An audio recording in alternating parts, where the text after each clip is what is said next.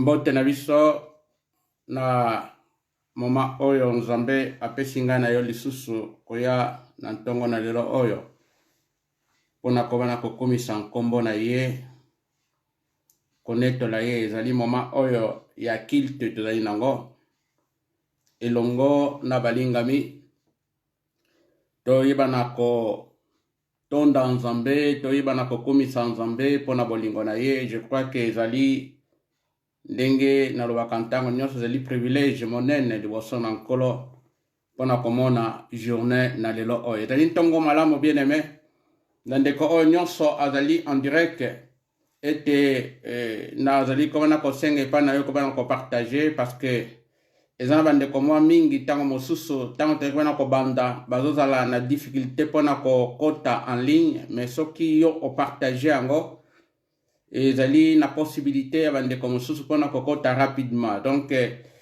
partager yango tika te nzambe apambola na bandeko nyonso oyo bozali déjà en connexion. Nzambe azwa lokumu. Merci pona assistance, merci pona participation ya moko na moko na mayanga ni na lelo. Je sais que ezali journée moko merveilleuse, ezali journée moko oyo tozwi vraiment grâce na nzambe, tokomona grâce na nzambe pona kolamuka na moko na lelo oyo yango ensemble tokobana kokomisa nzambe na banzi bisika ezwami biso tokobana kokomisa nzambe biso nyonso na kofongola mayanga ni na biso. Père de gloire oza nzambe malamu, merci pona dimanche na lelo oyo papa. C'est vrai que ezali moment oyo tozwi pona kobana kopartager non parce que ezali dimanche mais parce que ezali jour oyo nkolo tozwi nzambe répond nzambe na misala na biso yango yawe nzambe tozali kobana kosangana ensemble pona kobana korendre baaction de grâce pona kobana kokomisa nkombo na yo pona kobana koadore yo kolouer yo koreconnaître bolamu na yo nzambe kati na bomoi na biso lolenge tolobaka ntango nyonso bolamu na yo nzambe kati na biso ezangisuka. Merveilleux Père de gloire et Père éternel, merci pour na moment présent oyo nkolo mokonzi nzambe elongo nzambe na balinga minkolo bisika ezwami bango na bandako yawe nzambe mokonzi nzambe tolingi yawe nzambe tokota nzambe na se na profondeur yawe nzambe ya kobana ko comprendre nini o nzambe volonté na yo katikati na biso yawe nzambe totiki moma nyonso nkolo na maboko na yawe nzambe afin que yawe nzambe grâce na yo faveur na yo nzambe ebana ko accompagner biso yawe nzambe afin que yawe nzambe o nini nyonso nkolo ekozala kati nisika oyo koloba makati nisika oyo kotema kati nisika oyo nkolo ezala pona édification yawe nzambe ya corps na yo Yesu mokonzi nzambe. Merci parce que ezali privilège lisusu nkolo kozwa nzambe kozala liboso ya bayenge bene liboso ya basantu na yo nkolo pona kopartage nzambe réflexion pona kopartage yawe nzambe pensée pona kopartage yawe nzambe ce que l'esprit Seigneur Dieu asili kotia nzambe kati na motema pe na bomo ya moumbu na yo nkolo tikata yawe nzambe ezala maloba oyo ya lipamboli nkolo oyo koya kotonga nzambe bomo ya moto moko yawe nzambe. Merci yawe ezali moma oyo nkolo toyebi te nzambe yo kobana komimondisama lisusu nkolo parce que yawe nzambe yo ozali nsima ya maloba na yo nzambe mpona kokokisa yango yawe nzambe. Merci nkolo kumbama na yawe nzambe sanzolama na yo oza nzambe malamu. Merci na se na nyonso alleluya nkombo na yo ekomisama na nyonso topamboli yo nkolo na nyonso totondi pe totomboli kiti na bokonzi na yo na nkombo na Yesu Kristo na nkombo na Yesu Kristo na nkombo na Yesu Kristo na nkombo na Yesu Kristo biso banso tolobi pe tondimi. Amen, amen, amen. Gloire au Seigneur, gloire au Seigneur. Nzambe ozali nzambe atango nyonso nzambe ozali nzambe atango nyonso nzambe ozali nzambe bisika nyonso nzambe ozali nzambe atango nyonso nzambe nangu ya enane tolio na tongo ya lelo nzambe ozali nzambe nzambe ya tango nyonso. Nzambe na bikamwa ozali nzambe yosalaka Nzambe ozali nzambe ya tango nyonso. Nzambe ozali nzambe ya mabota nyonso. Nzambe ozali nzambe ya tango nyonso. Nzambe ozali nzambe ya tous les jours. Nzambe ozali nzambe ya tango nyonso. Nzambe ozali nzambe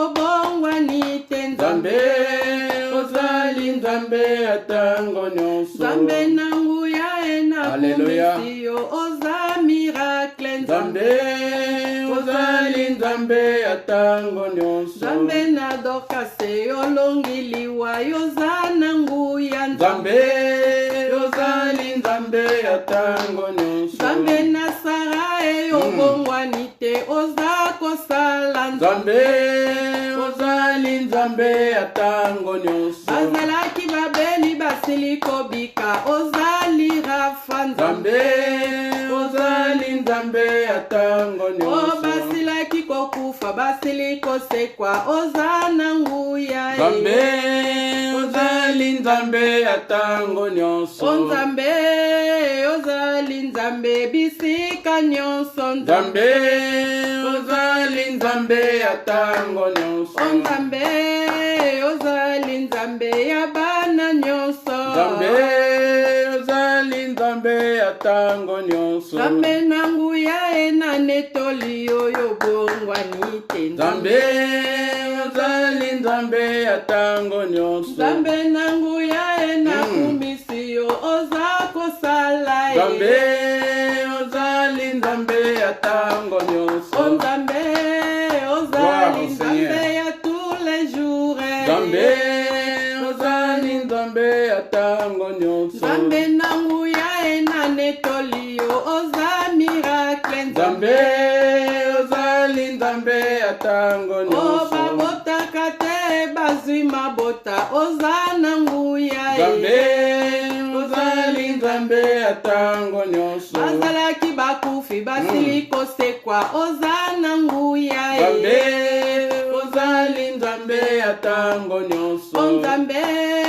ozali nzambe ya tous les jours. Nzambe ozali nzambe ya tango nyonso. Nzambe na dokase yolongiliwa oza na nguya. Nzambe ozali nzambe ya tango nyonso. Bamama tobeta milolo nzambe na biso abonga na nkembo. Nzambe ozali nzambe ya tango nyonso. Papa tobeta basife nkolo bikamu abonga na nkembo. Nzambe ozali nzambe ya tango nyonso. Mokili elongisi date yende alongi aza na nguya. Nzambe ozali nzambe ya tango nyonso. Nzambe ozali nzambe bisika nyonso. Nzambe ozali nzambe ya tango Mama nyonso. etoyemba nesengo nkolo bikamu abonga na nkembo. Nzambe ozali nzambe ya tango Papa etoyemba nesengo nzambe na biso azali Hallelujah. kosala. Nzambe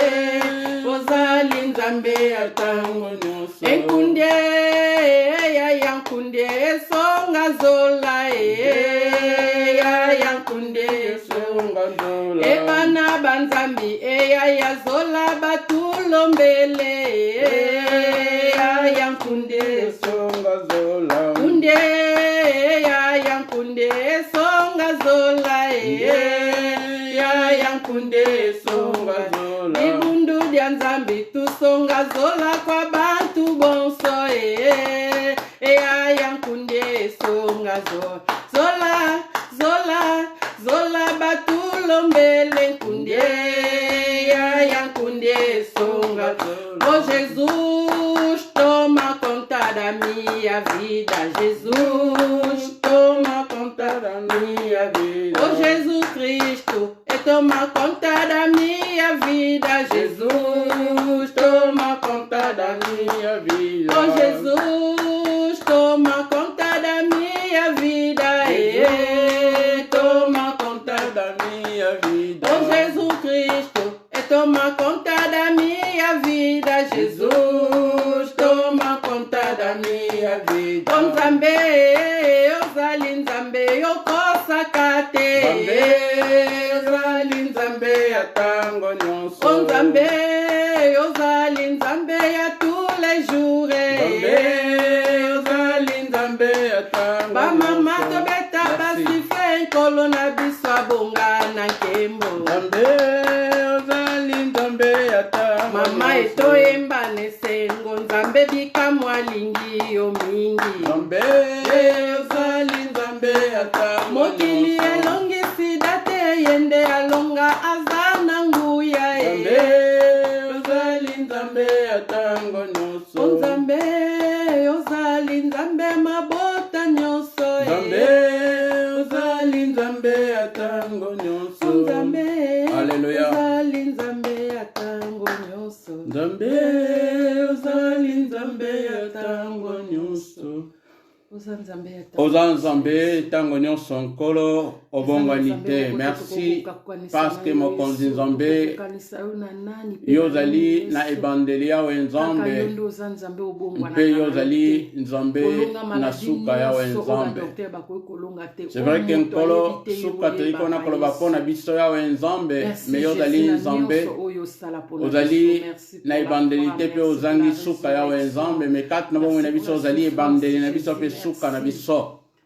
Papa, merci pour na nyonso yawe nzambe koyembela yo nkolo yango makomi elobi te baoyo baza na esengo batombola loyembo epai na nkolo yango totomboli loyembo na ntongo na lelo oyo epai na yo nkolo nayebi te yawe nzambe haleluya na bandeko nyonso nkolo toyei na bango en communion yawe nzambe yawe nzambe yango mokonzi nzambe tekona kotombola baaction de grâce na ntongo na lelo oyo tika te mokonzi nzambe yo orenyi na yo nzambe na mabota mpe na bikuke nyonso nkolo oyo ezwami ntango oyo mpo tozala na bango elongo na nkombo na yesu kristo amen amen tika te nzambe apambola biso apambola moko na moko na biso na ngolo monene oyo tozwaki to tozwi na liboso na nzambe mpona komona mokolo oyo toza na esengo parce que vraiment nzambe na biso lolenge ezali mpona kose manifeste na kati na bomoi na biso yango bible elobi ete na circonstance nyonso tobana kotonda nzambe halleluya.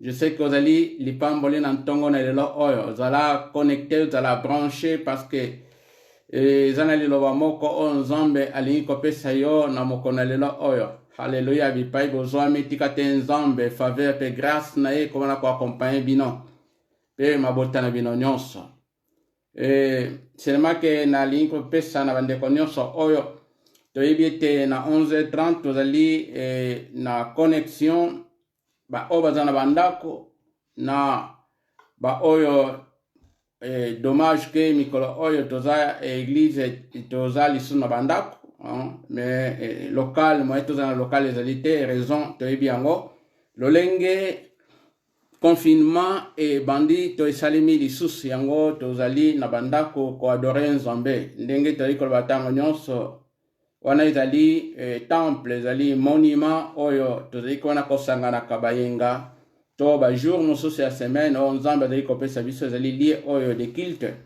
mais culte epai na nzambe ekangamaka te alleluya yango nazali kona kotalisa ndeko moko na ntongo na lelo culte epai na nzambe atako baporte ya lokale ekangami me culte epai na nzambe to losambo epai na nzambe yango ekangamaka te tika te nzambe apambola bomoi na yo yo moto azali koyoka na ntongo na lelo oyo losambo na ndako na yo ekoki kokangama te mpe na bomoi na yo losambo ekoki kokangama te yango nazali komana kolue lisusu nzambe po na mokolo oyo kobakisa lisusu oyo komona lisusu oyo nzambe asali kati na bango ndeko na biso papi oyo azalaki hospitalisé azongi na ndako mpe azali na biso na nini libanda c'est-à-dire azali na ndako tika te nzambe azwa lokumu na nyonso tozali reconnaissant na maimanso nzambe azali kosala katikati na biso aussi nazali komana koencourage moto moko na ntongo na lelo oyo parce que tango tozali na kilte tozwa lolenge tokendeke pardon na local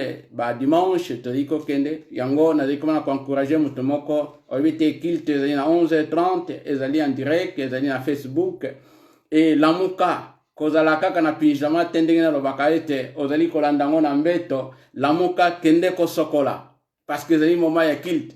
Alléluia. Ndeko moko azali ko comprendre ngai lamuka kozala na pyjama te ezali moment ya adoration ezali moment ya culte tozali elongo ata kotali présentialité présence na biso ezali elongo te mais en esprit tozali ya lisanga lamuka sokola zala elongo na biso lolenge nzambe a lamusi biso pe a telemisi biso mokona lelo oyo. Bien aimé, ezali journée oyo vraiment na oyo nzambe apesi biso ndenge nalobi ete soki mo ezali partager parce que ezali bandeko mosusu ntango mosusu biso toza connecté mais bandeko mosusu ekutaka bango ezali kopermettre bango te ntango connexion epesami bazala connecté directement ntango mosusu bazali koluka ngo mais ce qui te partage on a partage na yo mona ndeko moko se retrouver afinika na partage na abandi kolanda directement yango to senga ko partager pona ko na ko sunga ba ndeko mosusu tika tenzamba pambola na bilenge na biso bazwi ngolu tozana bango na ligne ba jeune na biso tika tenzamba pambola bino afin que to bana kolanda matei oyo elongo. C'est vrai que ezali moment oyo nde tozobete ezali culte d'ensemble motomoko aibana ko raté yangote. Bien aimé, tokobana ko partager matei na biso na ntongo na lelo oyo toko parler sur la prière. Ezali très important sur la prière, ezali domaine oyo na banzi to bouja kanango oyo mutu nyonso babengi mondimi toko parler sur le sambo, la prière. Ezali très important. Mais le Saint-Esprit avec coach kilo oyo lisusu kati na ngai poto bana ko partager eloko oyo simana ko bana ko sala un peu moins ko approfondir moi muke ba étude sur la prière kotala lolenge ndini ba kolo to ba disciple na Yesu Kristo ba oyo bazali ba prédécesseur na biso bandai ko bondela yango to bana ko luka ko soutire to ko bimisa ya mutuya na oitali libondeli. Yango ezali que toko parle sur la prière de la nouvelle alliance ou du nouveau pacte parce que biso toli na pacte ya sika na alliance ya sika oyo Yesu Kristo aibaki kopesa parce que biso to koti wana to botami mbotama na sika to yembi Yesu Kristo comme Seigneur et Sauveur to koti na kati na royaume na nzambe. Alléluia. Yango ndeko moko azali komena kolanda tika te nzambe apambola yo ozali oyo muto yamba Yesu Kristo. C'est-à-dire, elingi kolakisa ete okota déjà na kati na royaume. Yango na lingi to yekola maloba na nzambe pour te comprendre. Des fois, tozana lolenge moko to bondelaka. Mais ezali lolenge oyo ezali tradition tozwa. Alors que toikona ko bondela te en fonction selon l'esprit azali kopesa ngai azali kopesa yo obondela. Mais toikona ko bondela par formalisme tango mosusu. Toikona ko bondela de façon moko mécanique. Et ton mesana kokota mabondeli yango esala kabiso passe mais ndali na sunga ndeko moko na ntongo na lelo oyo ezali pamboli pona yo pona ngai pour te comprendre na ntina na libondeli ezali important yango to kokende sans plus tarder to kozwa ba texte to ko bana kotanga to ko sala en comparaison ba texte yango afin que to kende na bonne compréhension na oyo nyonso to ko bana koyekola na ntongo na lelo oyo tika tenzambe apambola yo muto ozingolo ya kolanda na ntango oyo. Bien aimé, tozui na Colossiens chapitre 1, ezali texte mo kitoko e kobana kosunga biso. Pardon, tozui à Colossiens chapitre 1, verset 1 à 14, et puis tozui Luc chapitre 11, 1 à 4. C'est-à-dire, na répété pour comprendre malam, Colossiens chapitre 1, notez yango pour bungate, pe otanga elongo nangai. Colossiens chapitre 1, verset 1 à 14, Zamba Pambola yo. Pe Luc chapitre 11, verset 1 à 4. Ezali des textes oyo, si manango, moto mosusu, ezali kolanda, akoyebala kokoma mosusu, parce que tunamwa ba verset mosusu, koma yango, tango ezali kolanda, ezali koma yango, po obo sanate, ekosunga bomo inayo, pe ekosunga yo, pe kotombola yo nanzela na mabondeli. Gloire au Seigneur. Bientôt que texte na biso na Colossiens chapitre 1 et nandako okoiko tanga chapitre nyonso ya Colossiens. Et comment na kosunga c'est-à-dire okoiko koma tina verset 29 puna et que ça la bolamu mingi pour comprendre nini yango te kama na koloba na kati na épître oyo to apôtre Paul azali koloba nini na kati na épître oyo. Na Colossiens chapitre 1 to landi na Bible na landa na Bible na yo, Paul apôtre de Jésus-Christ par la volonté de Dieu et le frère Timothée aux saints et fidèles frères en Christ qui sont à Colosse, que la grâce et la paix vous soient données de la part de Dieu notre Père. Alléluia. Nous rendons grâce à Dieu le Père de notre Seigneur Jésus-Christ et nous ne cessons de prier pour vous sur la prière. Ayant été informés de votre foi en Jésus-Christ et de votre charité pour tous les saints, à cause de l'espérance qui vous est réservée dans les cieux, et que la parole de la vérité, la parole de l'évangile vous a précédemment fait connaître. Alléluia. Et il est au milieu de vous. Il est au milieu de vous. Et dans le monde entier, il porte des fruits. Il va grandissant comme c'est aussi le cas parmi vous. Depuis les jours où vous avez entendu et connu la grâce de Dieu conformément à la vérité, d'après les instructions que vous avez été reçues d'Épaphras, notre bien-aimé compagnon de service, qui est pour vous un fidèle ministre de Christ, et qui nous a appris de quelle charité l'Esprit vous anime. Verset 9, c'est pour cela que nous aussi, depuis les jours où nous en avons été informés, nous ne cessons de prier Dieu pour vous et de demander que vous soyez remplis de la connaissance de sa volonté en toute sagesse et en toute intelligence spirituelle pour marcher d'une manière digne du Seigneur et lui être entièrement agréable, portant des fruits en toutes sortes de bonnes œuvres et croissant par la connaissance de Dieu, fortifié à tous égards par sa puissance glorieuse, en sorte que vous soyez toujours et avec joie, persévérants et patients. Rendez grâce au Père qui vous a rendu capable d'avoir part à l'héritage des saints dans la lumière, qui nous a délivrés de la puissance des ténèbres et nous a transportés dans le royaume du Fils et de son amour, en qui nous avons la rédemption, la rémission des péchés. Continuez kotanga yango. Pour la question attente, c'est limité à verset 14. On a continué kotanga parce que penser, toko partager, c'est dit tinasuka. Alléluia. Et puis, na Luc chapitre 11. Luc chapitre 11. Et si que lisusu toko wana kotanga yango, Luc chapitre 11, fongo la Bible na yo. Luc 11. Verset 1 à 4.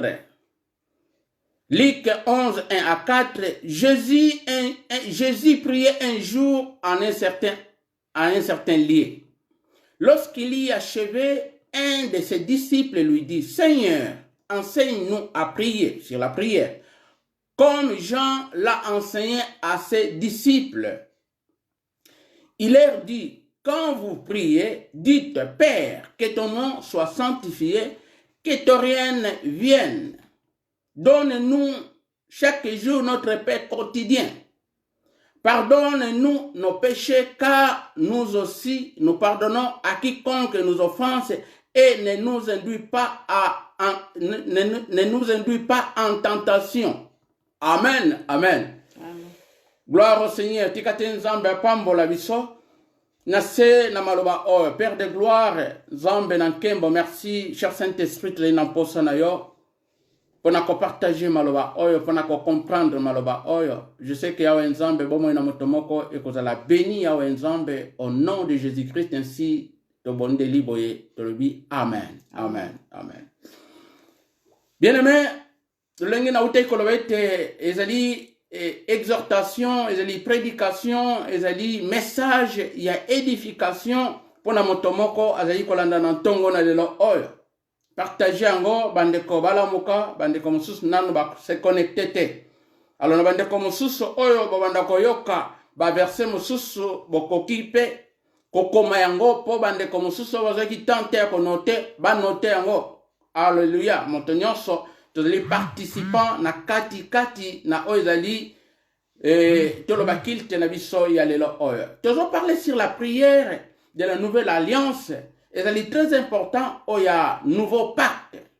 Parce que c'est très important de comprendre les anini. Parce que tout le monde est na lik et si ka to tangi ete mukolo moko yeso azali ko bonde la tango asili ko bonde la moko ya ba disciple apusani epai na Yesu Kristo kotuna ye pe ko yebisa ye yekolisa biso lolenge nini akobonde lolenge Jean ayekolisaki ba yekoli na ye. Alléluia. Amen.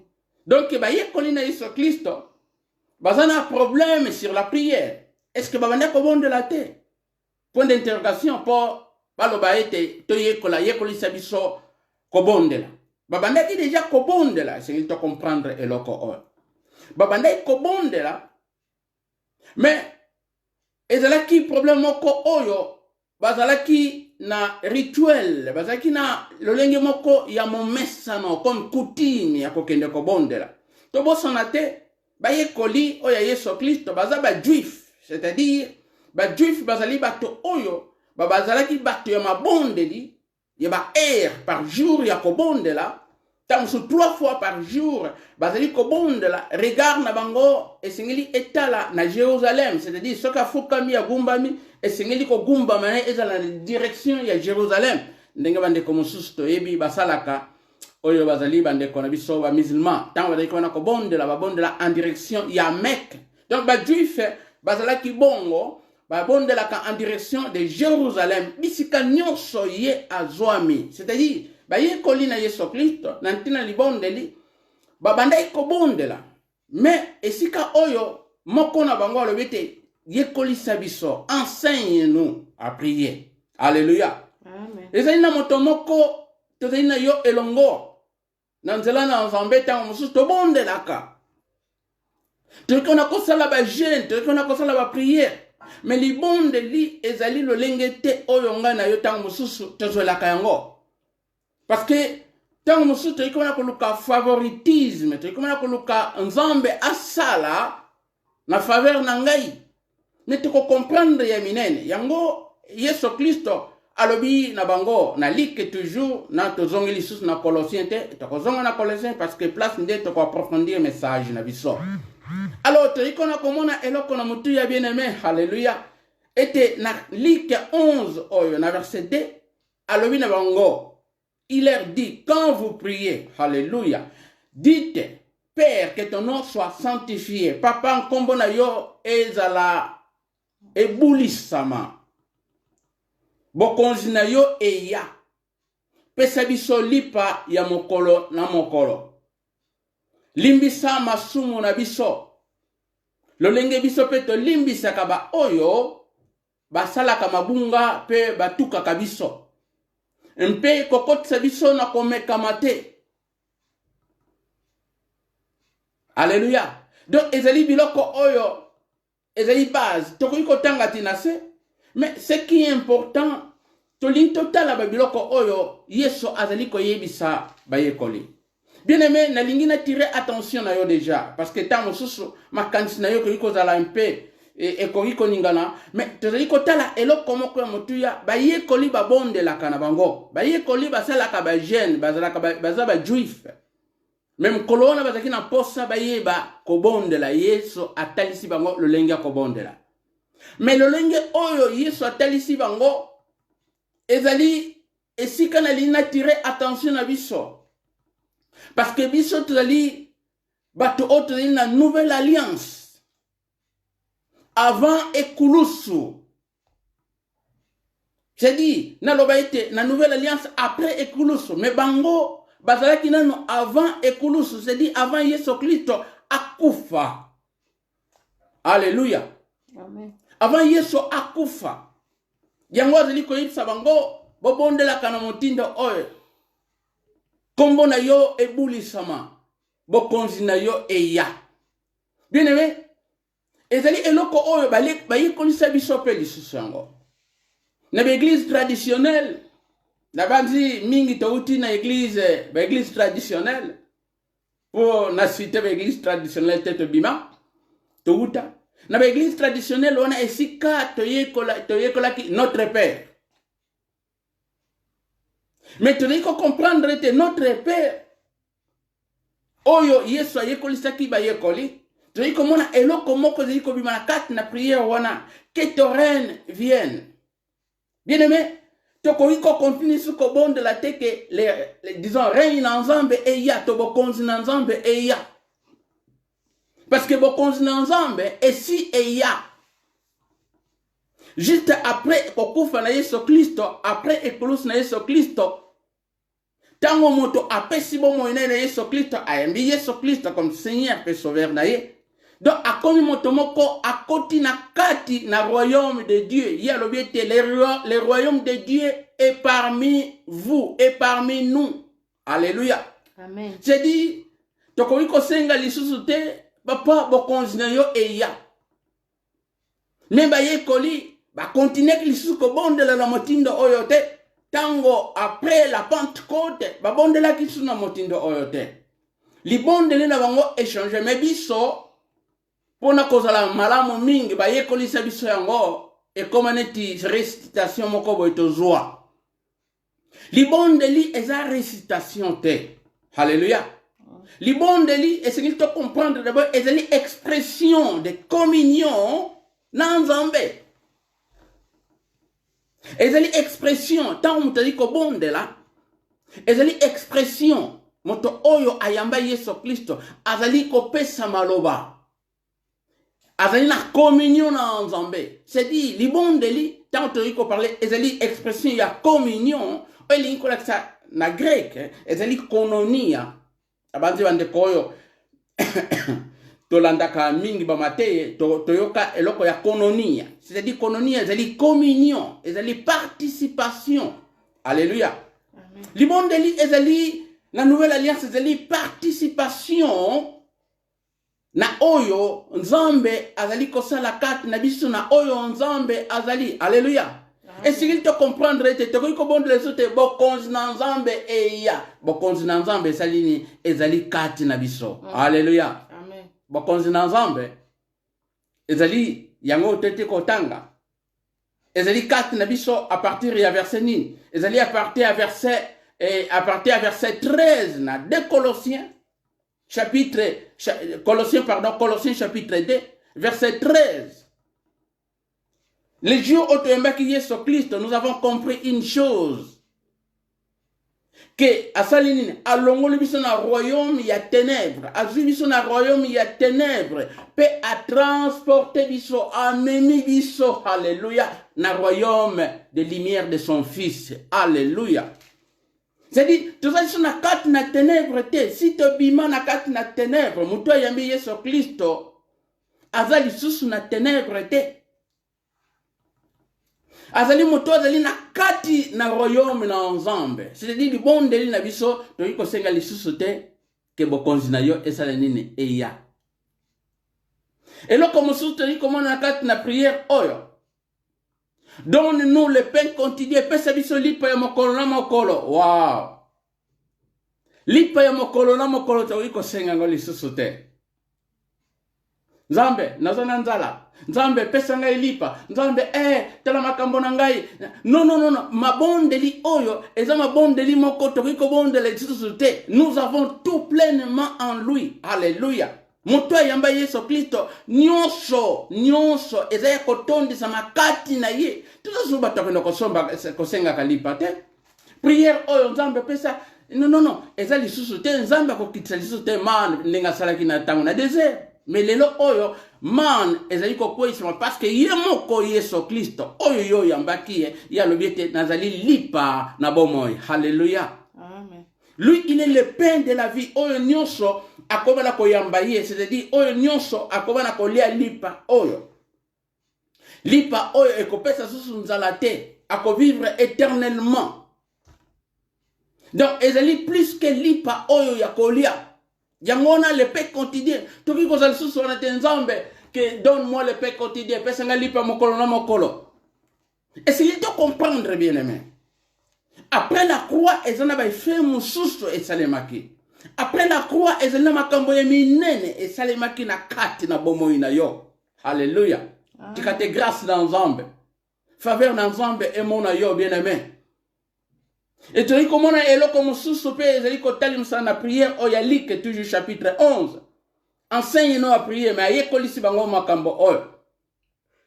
Alobi lisusu ni kat nesika oh. Lorsque vous priez, alobi était, délivre-nous du mal, pardonne nos péchés. Pardonne nos péchés. Bien-aimé.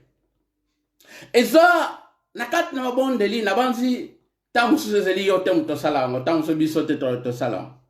Na tango mutomoko alata culpabilité, alata kilonyoso ya masumu, à moins que nano yamba yesu te. Mais ce qui yesu za na kat na bomo ina yo, sans oya culpabilité, oya elata biso. Nkolo limbisa masumu na ngai. Nkolo limbisa masumu na ngai na pokwa. Nkolo limbisa masumu na ngai na ntongo. Nkolo limbisa nga masumu na ngai na moi. Nkolo limbisa nga masumu na ngai. C'est-à-dire, batumoko ote iko comprendre te. Oyo balobi ete avant la croix alobaki ete bobonde la kaboy.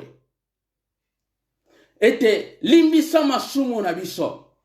Lokola biso peut sani to limbisaka. Bien aimé, esingili o comprendre eloko oyo. Oyo ezalaki avant la croix. Ezalaki avant Yesu Kristo akende na ikulusu. Avant Yesu Kristo azala glorifié. Tokomona ete limbisa masumu na biso, limbisa masumu na biso. Bien aimé, pour okota na kati na royaume de Dieu sans le pardon des péchés, okokota na bokonzi na Nzambe te. Alléluia. Amen. Donc c'était Yesu Kristo.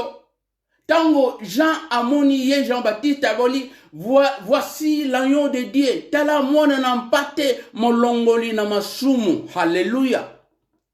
Oyo ayambi mwana na mpate, oyo ayambi Yesu Kristo. Yende apesi pardon ya masumu na biso. Yango Nzambe za ikoloba na Isaïe. Na kosala pacte sikakati na bango. Na kolimbisa masumu na bango. Pe na kokanisa lisusu masumu wanate. Hallelujah. Mais tozeli na batu oyo. Pe lelo oyo na kati na mangomba. Mosala tisala ka confession de péché. Limbisa masumu na biso. Limbisa masumu na biso. Limbisa masumu na biso. Problème ezali makasi parce que jusque là mutazali ko sentir c'est tout comme ça toujours na condamnation katikati na ye. Attitude oyo ezali avant ekulusu na Yesu Kristo yango ezali ko tel sabango mais ba ye koli ba ko comprendre après la chambre haute, après la Pentecôte. Ba ko comprendre le lenge mosusu ya komana ko bondela. Et puis côté wana mosusu alobiete ne nous induis pas à la tentation. C'est-à-dire comme ma biso tena comme mekama. Comme ma biso no comme mekama te. Mais est-ce qu'il te comprendre était délivre-nous du mal. Nzambe akango la biso na mabe. Akango la biso na problème na bampasi. Mais bien aimé. Vous savez, eloko oyo Yesu sala na ikulus. Les malins, balobi na 1 Jean, ce qui n'a pas sanité, 1 Jean chapitre 1 Jean 5, 18. Oui, 1 Jean 5, 18. Azali kolobete, celui qui est né de Dieu ne pêche plus. Mais ce qu'on l'a dit texte, et les malins, monguna, satana, akosimba yete. Alléluia. Donc, ezali elokomoko très important de comprendre bien aimé. Yango te ikoloba ete la prière, ya pacte ya sika, ya nouvelle alliance. C'est différent tant que parler nouvelle alliance. C'est différent tant que parler nouveau pacte par rapport au Nouveau Testament. Parce que mingi kat na biso tango so comme na kasi libom de dans le Nouveau Testament. Nouveau Testament ne veut pas dire nouveau pacte ou nouvelle alliance. Parce que ba ye koli to comprendre était ba ye koli ba continuer qui toujours ba ki na tradition juive katikati na bango. Et biso to wi kokota na kate tradition juive aussi longtemps tant que tu comprends tes royaumes ensemble, tu as déjà quatre royaumes ensemble. Yango ba yekole soko bondela. Mais après la chambre haute, ba bondela ki lo lenge musu. To comment ba prière ngo, ndenge ba porte ba comment iko bondela bien-aimé. Alléluia. Amen. C'est des prières et c'est l'expression de communion. Communion, relation, tout le plus communion, kononia, participation. Yango l'apôtre Paul aiko koma na église ya Colosse esika totangi tomoni eloko nini azali kosenga katikati nesika oyo ezali eloko moko très puissant teli komona te apôtre Paul eloko na mutuya ye ayibi Yesu Kristo non en chair. Alléluia. Ayibi Yesu Kristo na nzoto te mais ba yekoli o liboso ba yebaki Yesu Kristo na nzoto.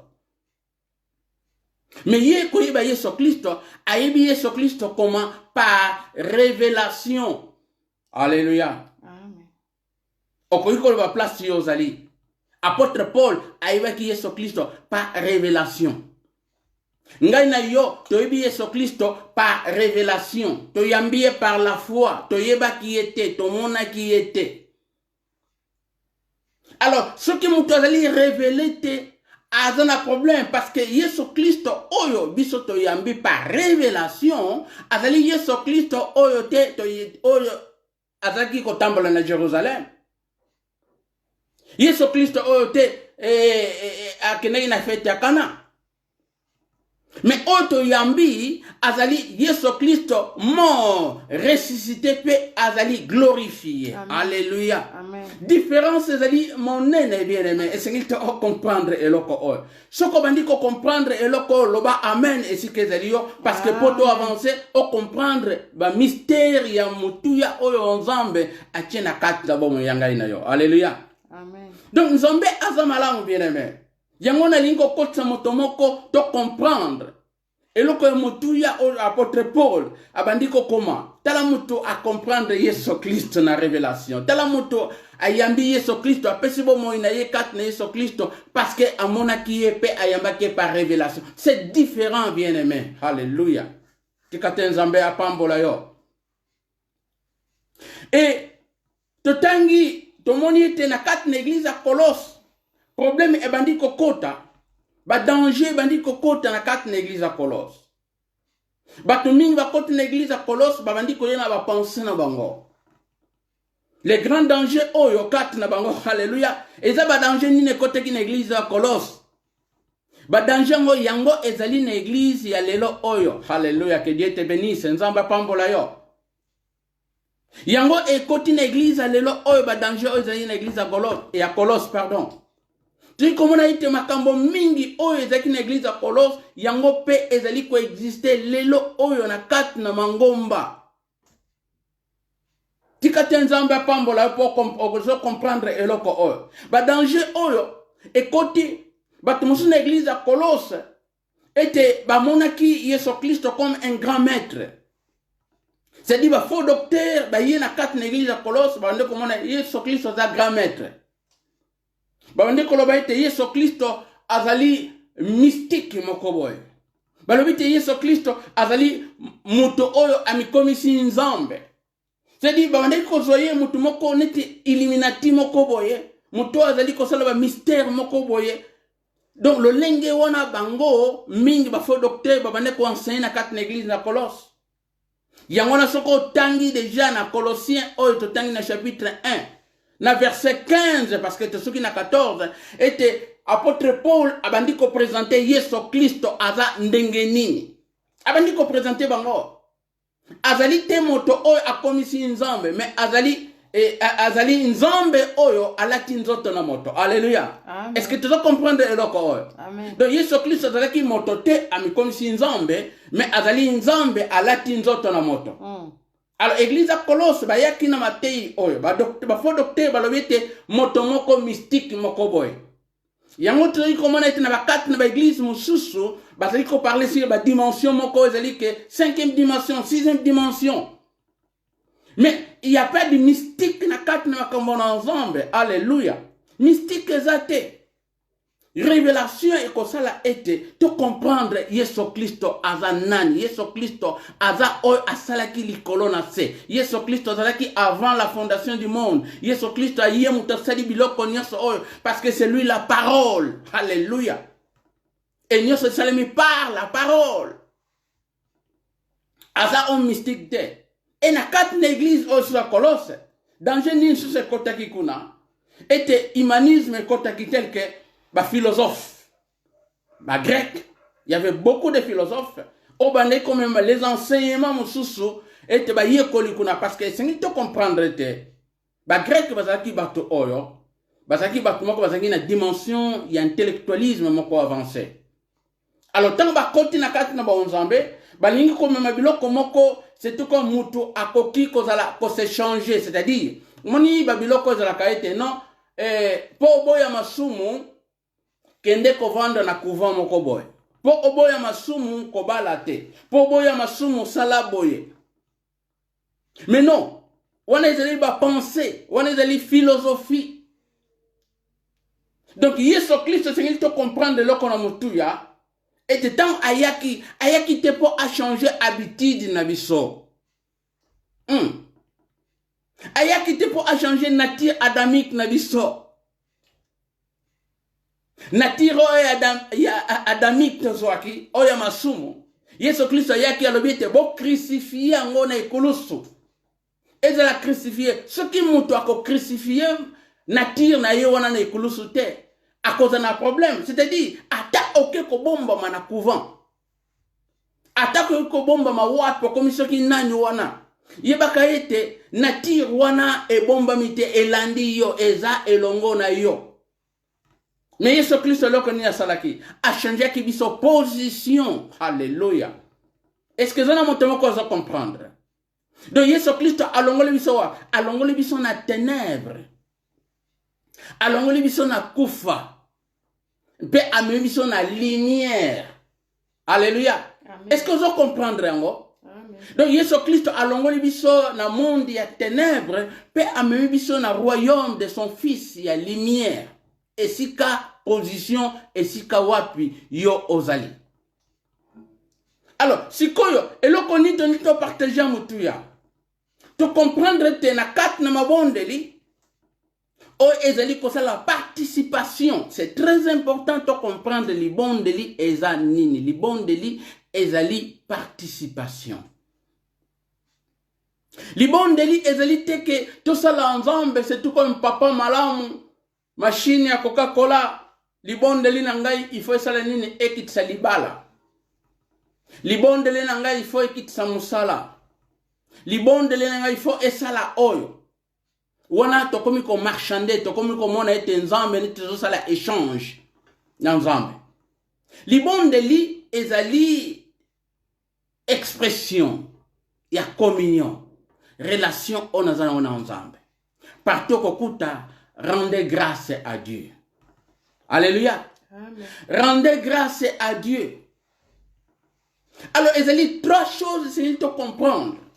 Parce que pour nous, asala la participation na katna libondeli, asala la kononie na katna libondeli, et c'est le très important. Parce que libondeli, il y a participation. Nous avons comme ça la libondeli, tout le baïté, et c'est l'expression, il y a communion ensemble. Azali moto oyo akozala na compréhension ndenge mosusu. Na verset 9, bayoki makambo oyo, apôtre Paul ayoki makambo oyo. Na verset 7, na 1 Colossiens chapitre 1, na verset 7, d'après les instructions que vous avez reçues de Paphras, notre bien-aimé compagnon de service, qui est pour vous un fidèle ministre de Christ, pardon. Na verset 8, et qui nous a appris, Yoka, de quelle charité l'Esprit vous anime. Donc, Epaphras, azali kopesa, sango pas apôtre Paul. Et na verset 9, Yoka apôtre Paul, makambo azali koloba. Na verset 9, na Bible na yo. C'est pour cela, nous aussi, apôtre Paul azakoma, depuis les jours où nous avons été informés, depuis mon colo autre qui information na bino.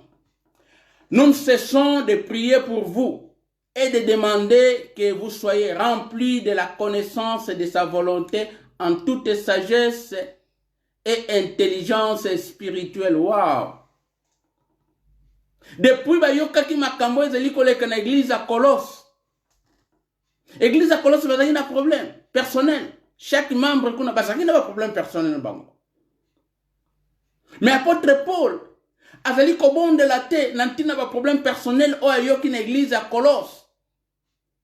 C'est-à-dire, il y a trois choses on est lié kotombola. D'abord, essayez de comprendre te position na yo na Christo, identité na yo na Christo.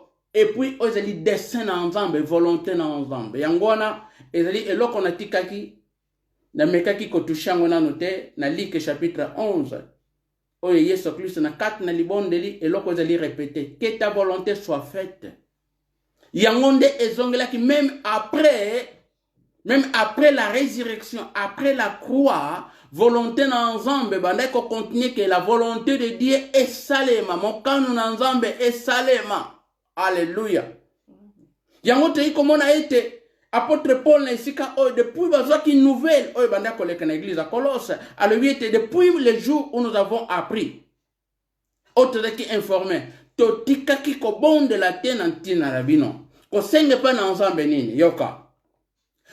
Bozala rempli de la connaissance de sa volonté. Bozala kotondi samana boyebi ya nini ya volonté na ensemble. Alléluia.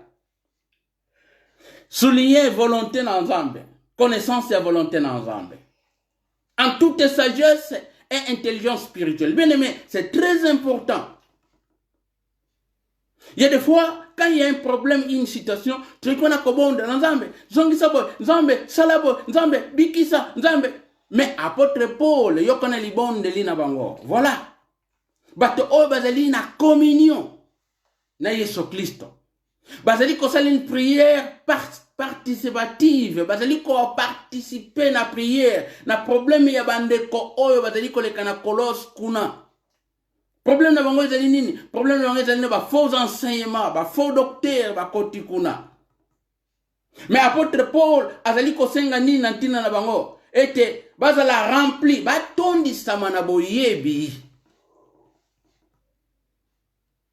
Alléluia. C'est très important, muto atondi sama na connaissance. Pona koiba volonté na nzambe eza nini na ntina bobo inayo. Tolobaki était le plan de l'Éternel, le plan de Dieu ezali nini? Ba le plan de Dieu ezali plan moko oyo ezali en éternité, ezali ko continuer en éternité. Plan na nzambe o atrasaki na ntina bomoy. Na bomoy inayo. C'est-à-dire, tant yo obotami, avant yo obotama, avant yo osalema, na libumu ya mama na yo.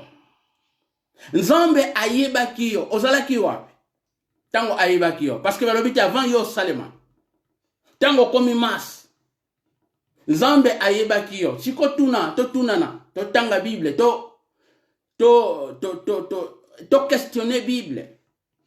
Tango nzambe ayebaki biso avant la fondation du monde, avant mokile salema nzambe ayebaki yo. Eza par hasard te. Ozalaki wapi? Ozalaki wapi? Nazalaki wapi? C'est-à-dire nzambe déjà ozalaki na kat na plan na nzambe. Ezali volonté ya tata tena ya mama. Non. Ozalaki na kat na plan na nzambe yo okoya na mokili oyo. Et lokola yoko yana mokili oyo bien aimé, nzambe atrasaki déjà lo lenge nini yo oko vandela, ndenge nini yo ko vivre na sena mabele oyo. Alléluia. Amen. Est-ce que ça n'ende comme qu'on comprendre? Ezali fruit ya hasard te, oh non papa na maman. Non. Parce qu'il y avait un plan de Dieu dans ta vie. Nzambe aibaki yo avant yo obotama.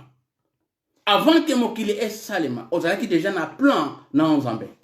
C'est ainsi qu'apôtre Paul, avec on a commandé l'antenne l'église à Colosse, Kolobana Bango. Alléluia. N'a pas problème de situation, c'est le canacat l'église kuna. Nazali kobona tika ki mabonde liti ya kosenga et pas nzambe, que vous soyez remplis de la connaissance, bien-aimé, de sa volonté. En toute sagesse et intelligence spirituelle. Yokana verset 10, prière zaliko continue. Pour marcher d'une manière digne du Seigneur et lui était entièrement agréable. Alléluia. Pour botambola digne na kobanga ensemble, pour bo sepelisa ensemble, portant des fruits en toutes sortes de bonnes œuvres et croissant par la connaissance de Dieu, connaissance des Jésus. Bien aimé, c'est très important. La connaissance de Dieu. L'église, elle comment la cocolate parce que boyebi na ensemble ezalité. Les gens bazali koyebate position na bango, bat bazali koyebate identité na bango, bat bazali koyebate dessin na ensemble na tina bomo na bango. Nzambe pesa libal ya mabonde. Nzambe salabo. Nzambe toko marchander te. Nzambe azali, j'ai toujours dit que Nzambe aza machine auto kende appareil ko somba Coca-Cola te o tient 1 euro. Pum, obeti pas Coca-Cola iko ito Fanta iko. Non, Nzambe fonctionne quand ngona te. Et puis ata ozo lela. Bien aimé, parce que ça ba tout moi mi na prière. Tant Nzambe nazo lela na kat na prière.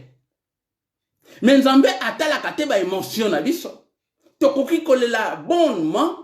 Ndenge yo olingi ya ofele lela na yo mais Nzambe akosala te Nzambe asala ka selon volonté na ye. Alléluia. Est-ce que motomo ko zali ko comprendre combien to minyo ko la maka pona ko bonde lantina eloko moko Nzambe finalement Nzambe azotala te mais azali ko tala volonté na ye oyo déjà atrasaki et sengeli sala ni eko kisama yango na lobi na baye koli bobonde la kaite tikate mokano na yesala nini eko kisama mokano na esalima na mabele lolenge ezali ko salima na likolo. Alléluia.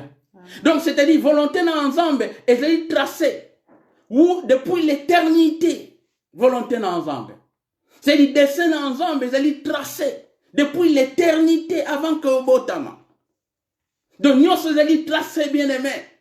Yangona ekokokisama oyo nde atrasaki selon plan na ndenge sentiment na yote ndenge libonde lini na yote. Libonde leze na nguya.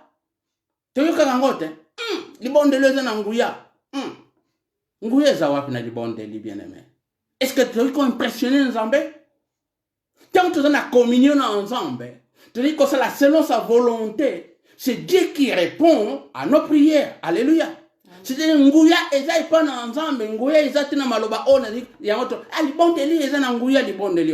Non, les paroles selon parce que toko bonde là selon penser ensemble toko bonde là selon plan ensemble toko na ko bonde là selon oyo ensemble atrasa pour ekokisama na kat na bomwe na biso. Okoki kozala moto moko oyo okobondela na yo mais soki ezali libanda ya volonté na ensemble bien aimé okoki kobeta ba phrase parce qu'il y a des gens qui impressionnent la prière. Oh Dieu, osa grand, oh Dieu, osa merveilleux, oh Dieu. Donc ozomona ndenga zo bondela net mutu moko na libondeli wana Nzambe ko répondre mais Nzambe atala ka motema. Nzambe azali kotala ba o ezali volonté na ye na kat na libondeli no a ko impressionner te to impressionner te Nzambe. Alléluia. Amen. Alors, il s'agit de comprendre et loko oh bien aimé. Et te moto moko azali ko pambola moko lelo parce que ezali loko moko très vaste. Yango et je crois que Nzambe a kopé ce biso comment to comment na ko évoluer nango. Il bonde li oyo. Azali ko loba na verset 11. Fortifié à tous égards par sa puissance glorieuse, en sorte que vous soyez toujours avec joie, persévérant et patient. Fortifié à tous égards. Vous allez fortifier na nyonso par sa puissance glorieuse, en sorte que vous soyez toujours. Vous allez toujours, souligner mon toujours. Vous allez toujours avec joie, persévérant et patient. La patience, la persévérance na kat na mabondeli ata ezali ko umela wana ata ezali ko umela bakuka lobiete ekokokisa masoki ezali na mokano na Nzambe. Amen. Alors ce que ezali mokano na Nzambe tata sali 5 ans ekokokisa mate. Nzambe za mona na motote poto ya ko changer volonté destin na ye parce que yo ozali ko na ko bonde la motindo o il faut na kat na volonté na bien-aimé. Alléluia. Amen. Tikate nzambe apambola yo bien-aimé. Donc on a ko avancer un peu. Verset 12, 1 Colossiens chapitre 1 verset 12. Rendez grâce au Père qui vous a rendu capable d'avoir part à l'héritage des saints dans la lumière. Alléluia. Rendez grâce au Père qui vous a rendu capable d'avoir part à l'héritage des saints. Est-ce que oui bien vous en a part à l'héritage des saints? Est-ce que l'église toye bakango? Yango est-ce te rendre grâce et pas ensemble le Père? O a rendre biso capable à capacité biso pour tous en la part na biso na héritage ba santo na kat na lumière, c'est-à-dire na kat na royaume. Bien-aimé, est-ce que te comprendre eloko oyo? Que visitation na biso na cinéma belé oyo. Ce n'est pas les choses visibles oyo. Ce n'est pas les matériels oyo. Yango zeli volonté na ensemble. Ce qui est important dans Matthieu chapitre 6, c'est de chercher d'abord les royaumes de Dieu. D'abord les royaumes de Dieu. Donc, Nzambe, pour ça, le royaume, royaume, et le reste. Alléluia. Et le reste, comme ça, la nine, et qu'on accompagner toi et qu'on l'andabino. Alléluia. Comprendre. Les restes. Makamamo mingi oyo tokenda koluka kobonde la pesanga lipe yango les restes koya. D'abord le royaume des cieux. Qu'est-ce qui est important pendant ensemble pour azanga kosala ceux qui yo molimo na ye ebiki sami. Ceux qui yo zana kat na bokonzi na ensemble. Qu'est-ce qu'il y a et comment na kozanga yo? Na liko tel sa motomoko esinito longwana kati na égoïsme autre na kati na prière. La prière c'est l'expression de communion avec Dieu, c'est des participations. Tant que yoka citation mo songo les ikoleka. Bien aimé, vous savez, les autres zali katikat na bamboka autres na kimia. Mais quelque part, c'est une église persécution zali koleka. Mais il combien bisoto bossa na église persécutée? À cause de l'évangile, à cause du témoignage de Jésus-Christ.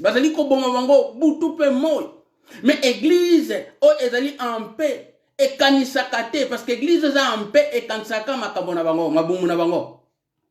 Nzambe pesangai, nzambe sala katikati na biso, nzambe zongi sabo, yangonde église lelo oyo etalaka. Église yangonde donc tayiko luka le bien terrestre, yango mabondeli na biso evangeli. Mais la prière, ezali dessin ensemble, plan ensemble, et c'est les kopsa katikat na biso. Dans quelle position autre kovana kobondela? Parce que Éphésiens chapitre 2 verset 6, position na biso zani. En Christ, Éphésiens chapitre 2 verset 6, nous sommes assis. C'est-à-dire, tant que tu es en Christ, tu es mort, tu es enterré, tu sais que l'on a sur Christ. Nous sommes assis ensemble avec Jésus-Christ dans les lieux célestes. Alléluia. Osa wapi bien-aimé. C'est ça le problème, il y a l'église. Position à éviter à wapi. Position à éviter à nous sommes dans les lieux célestes. Alléluia. Yangona apôtre Paul a dit koloba na 1 Corinthiens na Colossiens chapitre 1 place de tangi. Oyo place l'obiete tozu par na héritage de bassin qui nous a délivrés de la puissance des ténèbres et nous a transportés. Yoka, position à biso.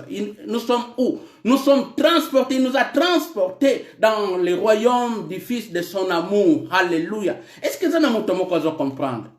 Tant que yambi Yesu Christ, tant que vous allez na communion avec Yesu Christ, vous allez participer na faveur ensemble.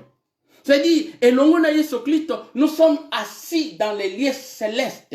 Au vendu na bisika bileki likolo. Yango na koya koteli sayo. Tozali wapi tant na kobonde la. Tant que na mabonde li sikote bo sanit que tozali na communion ensemble. Tozali na communion na Yesu Christ. Maintenant, ce n'est plus avoir peur. Mais tu dis comment on a quatre mabondeli par manque de révélation, modèle et prière na biso est différent. Naba oyo ba beki kotambola na nzambe. Luka na évangile, ba évangile nyonso. Luka na Jean na Marc Matthieu, Luc, kende ba épître ya Paul. Toutes les épîtres à Paul.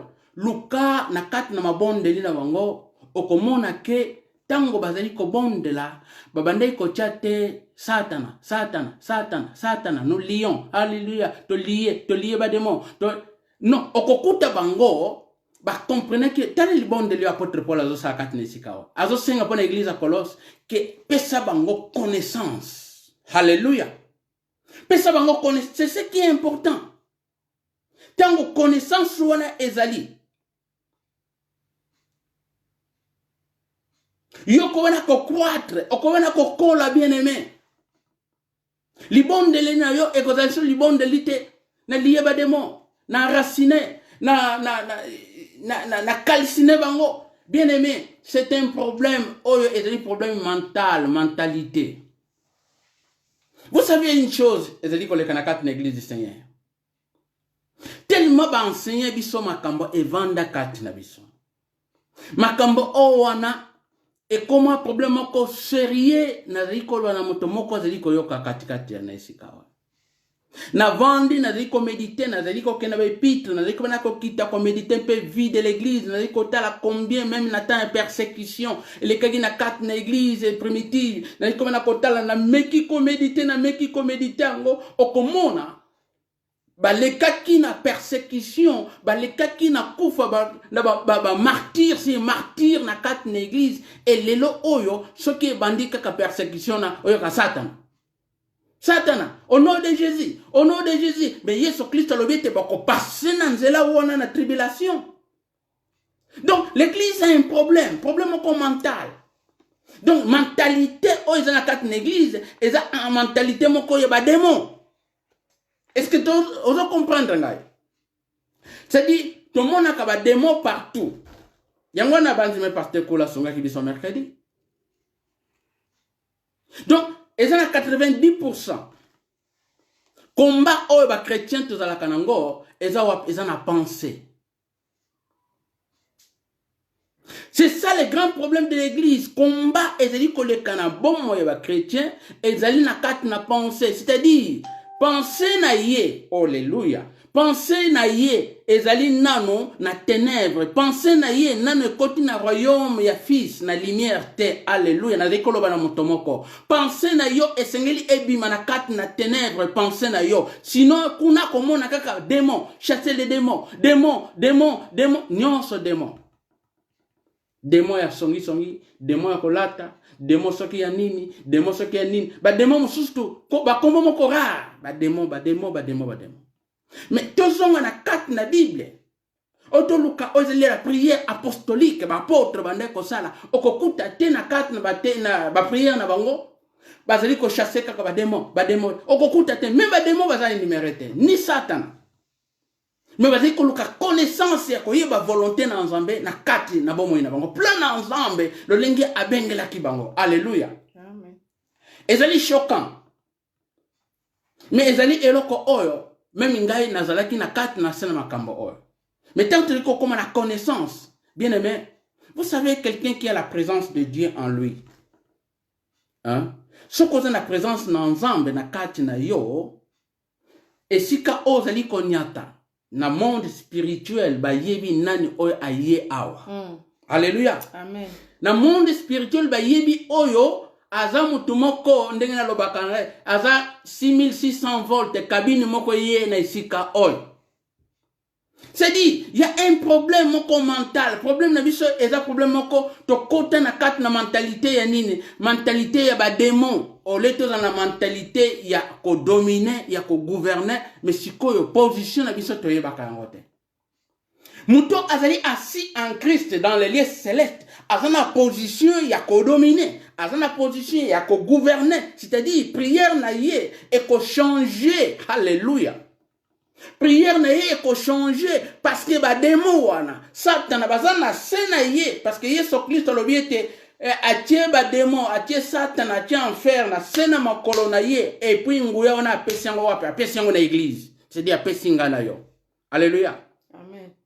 Ba démon o biso te kona ko lié tango nyos ba bi pété ba liya ka bango pété ba sali ko continuer parce que œuvre na bango il faut ba continuer musala na bango jusqu'à Christ akomana ko kanga bango après les grands combats o ko wana ko ya mais ba ko fonctionner ba démon Satan a ko continuer ko sale to ko iko calciner ba démon mais comment expliquer les bana ensemble manque ya connaissance que no ko calciner démon o ko calciner ndenge nini parce que c'est un esprit o aza aller o ko calciner était ezali sentiment ezali mentalité o zanango tozo calciner ba démon o ko calciner bango ndenge nini.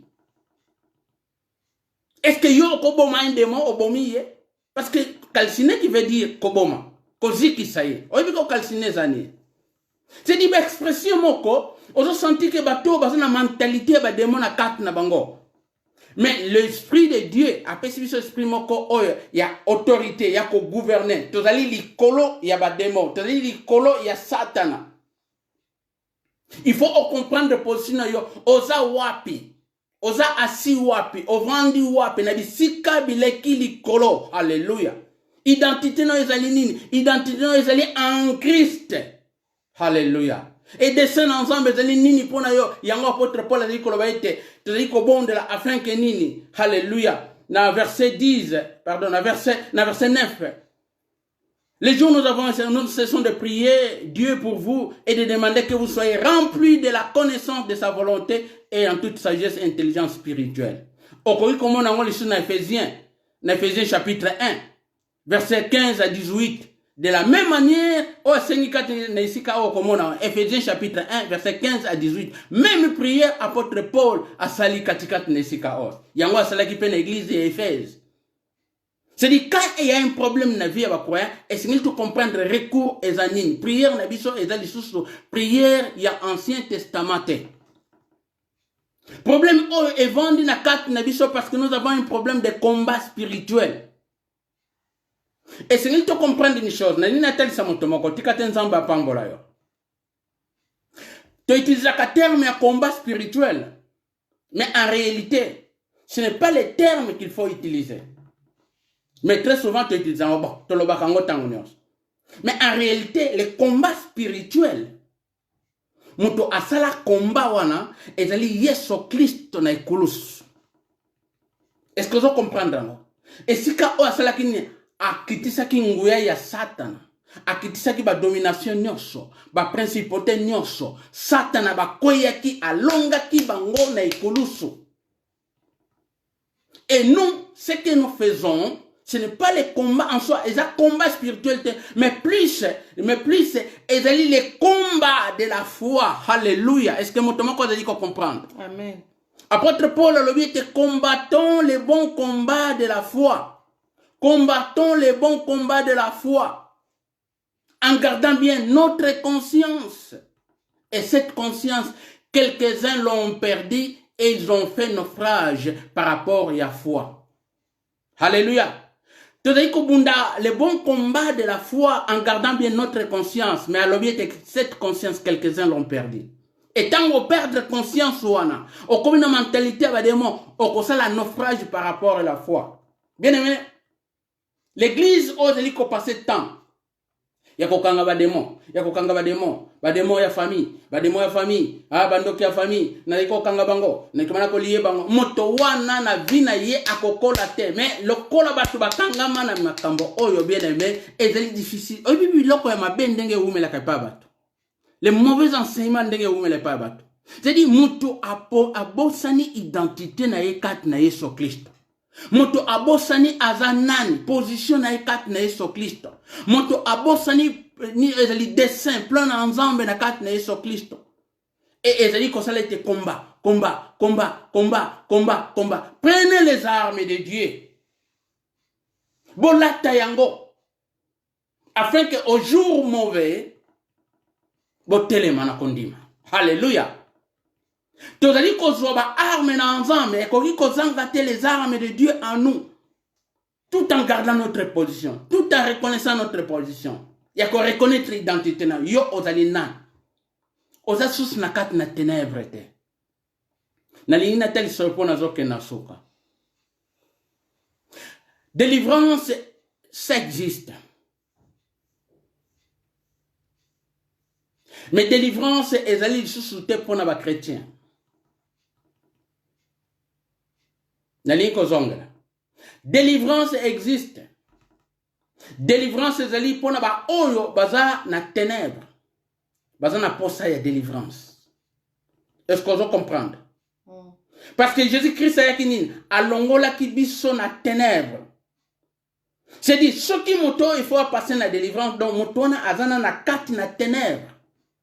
Pour nous c'est que Christ apôtre Paul a dit comme la Galates 5 la liberté des fils de Dieu biso problème na biso de liberté c'est différent na délivrance. Moto azana ignorance à cause de la liberté. Moto azana ignorance ba comment on manipuler en soi aza lié en soi azana sena domination ba démonter. Moto na ayibi ba droit na yete. Moto na ayibi identité na yete. Moto na ayibi position na yete. Et loko ziko luka katikati na ye à comprendre que azali libre en Christ. Alléluia. Alors, c'est ainsi que eloko oyo, essayez de comprendre, donc c'est très important qu'on y ait des scènes ensemble, natina bomo ina yo.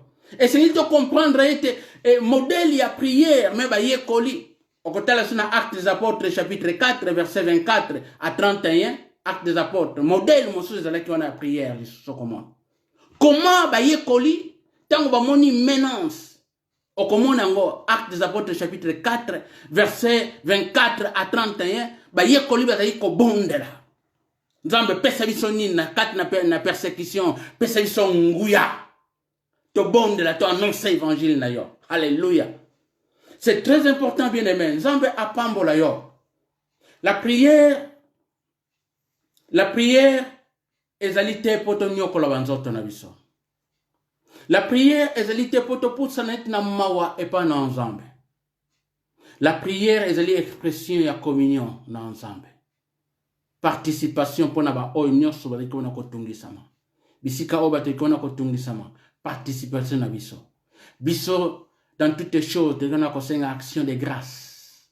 Nzambe lobete dans toutes les choses. To rendre action de grâce. Na ozali ko sala kat na biso. Mutoko koma na compréhension ya makambo oyo. Ete nyoso toute chose concourt au bien de ceux qui aiment le Seigneur, motowana a progresser na vie na ye, a revete elongo na ngai Yesu Kristo parce que ngai Yesu Kristo azasu na Jérusalem te, azasu na esika te mais Yesu Kristo zakat na bomo ina ngai. Na kobanda ko bondela avec autorité. Autorité ezali moto o azali autorisé. Moto azali autorisé azali moto oyo ayoba na koleka na bisika oyo batu baleka kate pe akokota na bisika oyo batu bakota kate. Osa autorisé au nom de Jésus-Christ de Nazareth. Kangami sonayo bien-aimé. Question yatan na ligne kopesa ba verset mingite. Et sengili oye ba ete yo ozali dans le royaume de Dieu. Position na ezali position moko ya ko gouverner. Position na ezali position moko o ezali ya ko dominer. Parce que yango nzamba pesa ki na Genèse chapitre 1. Apesa ki pa moto. Adam ya ko dominer. Mais mon toit perda qui en le second Adam aïe ko pesa biso suso cette position ya ko dominer ya ko gouverner na libondeli na yo o comprendre lo konino ko banda koloba oza mutoza na autorité identité na delicate na Yesu Kristo ozali moto oyo okobana ozali suso te na mutuna yo démon Satan yo zali likolo na Satan ozali likolo na ba démon ozali na autorité ya kobana kokata una kolobete nkolo na tondi yo parce que yo ofongoli banzela na pamboli yo parce que yo pesi oyo zona nkembo zolo kumu to bonde bien aimé na oyo nyonso toyoki kati nesika oyo c'est vrai na résumé yango vite na biso mais nangolo na nzambe tokuluka kofongola ngosi la prière afin que tu comprendre volonté na nzambe ezali nini, afin que comprendre nyonso te elekaka na bomoi na yo eza bademon, nyonso te eleka na bomoi ya ngai na yo ezali satana, ata ezali na sens moko négatif toyi komona ngo, me nzambe azali kolekisa yo na moment moko pour comprendre monene na ye. Nguya na nzambe esengeli emonde sama na kati na baproblème basituation ezali komona koleka na yango. Nzambe si apambola yo, nous sommes bénis de toutes les bénédictions spirituelles dans le lieu céleste en Jésus-Christ. Tu es béni. Mentalité, bénédiction, il faut la carte, que tu es béni en Christ. Nous sommes bénis en Jésus-Christ. Toza batu oyo. Toza batu na condamnation. Nous sommes bénis. Nous sommes libres en Jésus-Christ. Bon de là ici que zalio. Faveur ensemble. Et continuez à accompagner Bisson. Et au comprendre te. Communion aux anons ensemble. Communion aux anons à Yesu Christ. Et allez afin que vous participez. Communion est participative. Parce que vous avez tout pleinement en lui. Nous avons tout pleinement en Jésus-Christ. Tout alors. Tikaten Zambé apambola yo. Banda ko bonde la ndeko nangai. Tango mosusu. Ozali komona ite situation moko. Ezali komona kotungisa. Bomo ina yo. Banda ko rendre action de grâce pa na Nzambe. Banda ko tonda Nzambe. Parce que yo zali na kati na dessin na Nzambe. Nzambe ayiba ki yo avant yo obotama, avant yo osalema, avant oyana mokili oyo. Atrasaki nantina na yo. Soki oyambi Yesu Kristo koti na kati na plan na Nzambe. Yangona kona kwa encourager motomoko zali na kati na plan na Nzambe. Yo banda koluka oyeba ozo intelligence oyeba volonté na Nzambe. Père de gloire Nzambe na nkembo. Merci. Merci. Merci pour le moment oya Nzambe, merci pour l'enseignement oya Nzambe. Na vite zali na motomoko oya Nzambe. O azwi Nzambe libération kolo na ntongo na lelo oyo. Moto oyo Nzambe zalaki na kati na pensée na ye mentalité ya Nzambe ke oyo zali koleka kati na ye zali problème familial. Oyo zali koleka kati na ye zali problème moko générationnel, to malédiction moko générationnelle. La malédiction n'existe pas pour ceux qui sont en Jésus-Christ. Malédiction des familles générationnelles et katamaki mokolo oyo babimisaki ngana yo. Alléluia. Babimisaki biso na ténèbres pour tous dans la carte na royaume ya fils. Père, merci. Yango te kona ko rendre action de grâce et pas na yon kolo. Kotel sabolingo na Nzambe kati na biso. Alléluia. Merci Nkolo parce que peuple na Nkolo esengeli connaissance ya Nzambe. Esengeli koyeba Nzambe esika nini yo otia biso, esika nini biso to vandi elongo na yo. Alléluia. Yango ya Nzambe na kona kobonda ntina église na yo Nzambe. Lorsque les situations, des problèmes ékoleka ya Nzambe, to comprendre quelle est la volonté, ta volonté Seigneur Dieu na onyo se kona koleka kat na biso.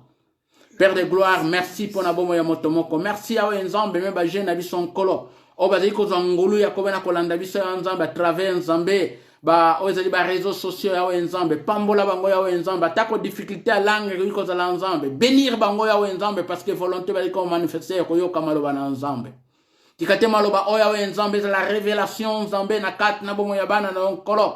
Alléluia. Ba onyo son Nzambe ko na kopesa bomo na yo za ko pesa zali ko pesa bango Nzambe sagesse, intelligence et la compréhension ya Nzambe. Merci pour la cocotte service na kat na royaume, Seigneur Dieu. Yahweh Nzambe, nous sommes des fils, des filles du royaume. Merci. Parce qu'au péci bison Nzambe, royaume Nzambe, alléluia, au élire bison Nzambe, afin que tu nous aies sacerdoce Nzambe, na kat Nzambe, na cour royale Nkolo. Merci. Pambola manayon Nzambe, pona bomo ya motomoko ya Nzambe, pambola pona mabota nyonso Nkolo. Grâce na yon Nkolo pe faveur na ko accompagne na nkombo na Yesu Kristo. Ozali Nkolo mokonzi pe mobikisi na biso. Amen. Amen. Amen. Amen. Amen. Amen. Amen. Nzambe apambola yo, Nzambe apambola mabota nyonso Nkolo bisika bozwami. et te demeurer toujours ferme dans la foi et te nakobila nzambe pe nakobela koyeba volonté na kombo na Yesu Kristo. Amen.